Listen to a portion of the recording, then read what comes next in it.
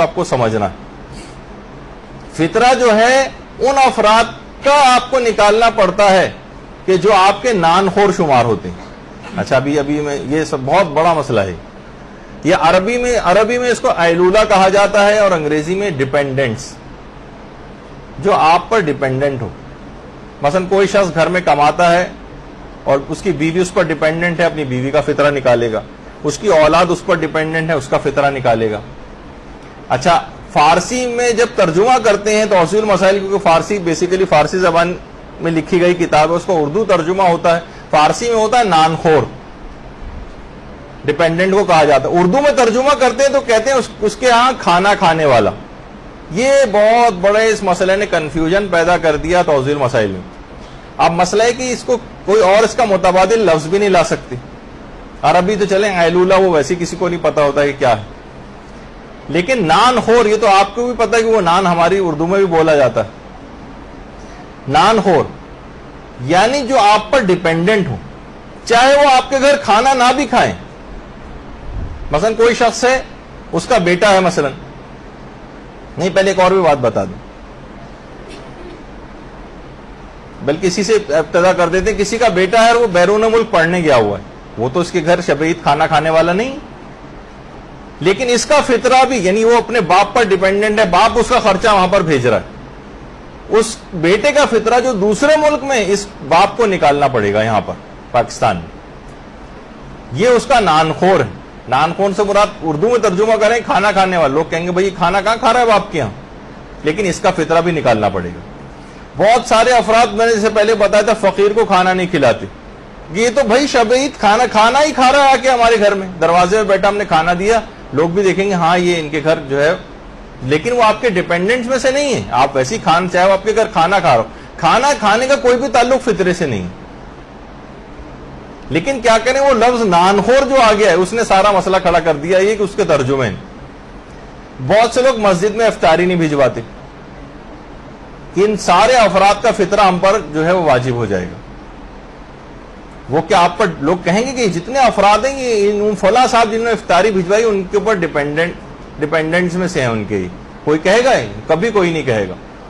تو بہرحال مسجد میں جو افطاری بھی بھجوائی جاتی ہے، ان سب میں سے کسی کا بھی فطرہ بھی جس نے افطاری بھجوائی اس پر واجب نہیں ہوتا. اچھا بہت سے گھر ہو سکتا ہے مہمان آپ کے گھر آ جائیں شب عید، بہت سارے شب عید بہت کتنے مہمان آ جاتے ہیں ایک دوسرے سے ملنے، اور وہ کھانا کھا کر بھی جا رہے ہیں ہمارے گھر. ان میں سے بھی کسی کا فطرہ آپ پر واجب نہیں ہوگا. بالکل اطمینان سے کھانا ان کو کھلائیے آپ. بہت سے لوگ کہتے ہیں لو یہ شب عید کہاں آ گئے ہم پر، یعنی اپنے گھر والوں کا بھی فطرہ دو اور سب مہمانوں کا بھی فطرہ دو. نہیں، یہ کیونکہ آپ کے ڈیپینڈنٹس میں سے نہیں. ہاں اگر شادی شدہ کوئی بیٹی ہے، وہ اپنے باپ کے گھر آ گئی ہے مثلا، اور باپ اس کا یعنی اس کا خرچہ اٹھانا اور وہ سب چیز کر رہا ہے، اور اس کے گھر مثلا رہ بھی رہی ہے آ کر وہ، تو اس کا فطرہ باپ کو نکالنا پڑے گا عام طور پر اگر وہ اس کے ڈیپینڈنٹ میں سے شمار ہو رہی. تو آپ نے دیکھا کہ چاہے مثلا بیٹی ہے، وہ آپ اس کے گھر میں ہی رہتی ہے، لیکن اس کو شب عید کسی اور کے گھر میں دعوت میں جانا پڑ گیا اور کہا کہ میں رات بھی وہیں رہوں گی، کل آؤں گی مثلا عید کے دن، تب بھی اس کا فطرہ باپ کو نکالنا پڑے گا، چاہے کھانا کسی اور جگہ کیوں نہیں کھا رہی ہے جا کر. اس کا کھانا کھانے سے کوئی تعلق نہیں. مسئلہ سارا گڑبڑ ہوا ہے اس فارسی کے اس لفظ کی وجہ سے. وہ ہے کیونکہ وہ تو فارسی میں لکھی گئی، وہاں تو کے لحاظ سے صحیح ہے. اردو ترجمہ جو ہوا اس کا کھانا کھانے والا، اس نے اصل میں گڑبڑ کی. یہ ڈیپینڈنٹس کے اس میں شمار ہوتا ہے نان خور، اور اس کا کھانا کھانے سے اس لحاظ جیسے میں نے کہا کہ وہ بیٹا تو دوسرے ملک میں اس کا کھانا، یہ تو کھانا نہیں کھا رہا ہے یہاں پر، یا وہ بیٹی تو مثلا کہیں اور کھانا کھانے گئی ہوئی ہے، اس کا فطرہ بھی نکالنا پڑے گا. یعنی ایسے کھانا کھانے والوں کا فطرہ بھی نکالنا پڑتا ہے جو آپ کے یہاں کھانا کھانے والے نہ شمار ہو، جو آپ کے گھر کھانا ہی نہ کھا رہے ہوں، لیکن ان کو کھانا کھانے والا ہی کہا جائے گا. یعنی نان خور کا ترجمہ یہ بنتا ہے. تو اچھا اس میں امام خمینی یہ فرماتے تھے، اور یہ مسئلہ آیت اللہ وحید خراسانی کا بھی، کہ مہمان اگر کوئی شب عید غروب سے پہلے آئے، چاہے وہ آپ کی رضامندی سے ہی آئے، اگر وہ آپ کا نان خور شمار ہوتا ہے تو اس کا فطرہ واجب ہوگا، ورنہ شمار نہیں ہوگا. عام طور پر جو مہمان آتے ہیں، جو بھائی آ گئے، بہنیں آ گئیں، آئے، کھانا پینا کیا، رات کے وقت کسی وقت چلے گئے گھر واپس، لیکن وہ آپ کے ڈیپینڈنٹس میں سے شمار نہیں ہوتے، ان کا فطرہ آپ پر واجب نہیں ہوگا۔ امام خمینی فرماتے تھے کہ نان خور ہونا ضروری، نان خور کا فیصلہ کون کرے گا کہ یہ آپ کے ڈیپینڈنٹس میں سے ہیں یا نہیں، ان کی کفالت آپ کر رہے ہیں یا نہیں، کم سے کم اس راتی کی حد تک کیوں نہ صحیح، اس کا فیصلہ عرف کرے گا۔